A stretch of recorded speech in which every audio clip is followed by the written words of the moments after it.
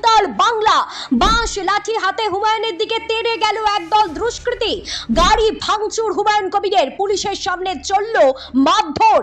এখন কি অবস্থা হুমায়ুনের জানুন। আমজনতা উন্নয়ন পার্টির সুপ্রিমোকে লক্ষ্য করে বিরাট হামলা। হুমায়ুনকে প্রাণে মারার ছক, পুলিশের সামনেই মারধরের অভিযোগ উঠেছে। লাঠি বাঁশ নিয়ে এগিয়ে আসে একদল দুষ্কৃতী। নওদার শিবনগর এলাকায় হুমায়ুন কবিরের কনভয়ে নজিরবিহীন হামলার ঘটনায় তীব্র উত্তেজনা ছড়িয়েছে। অভিযোগ, হুমায়ুন কবির এলাকা থেকে বেরানোর চেষ্টা করলে একদল দুষ্কৃতী তার পথ আটকায় এবং তার কনভয় লক্ষ্য করে ব্যাপক ইটবৃষ্টি শুরু করে। হামলায় কনভয়ের একটি গাড়ি ক্ষতিগ্রস্ত হয়েছে বলেও খবর। পোলিং এজেন্টের গাড়িতেও ভাঙচুর চালানো হয়েছে বলেই খবর। পরিস্থিতি এমন পর্যায়ে পৌঁছেছে যে তার গাড়ির সামনে বাঁশ ফেলে দীর্ঘক্ষণ পথ আটকে রাখা হয়। খবর পেয়ে ঘটনাস্থলে পৌঁছায় বিশাল কেন্দ্রীয় বাহিনী।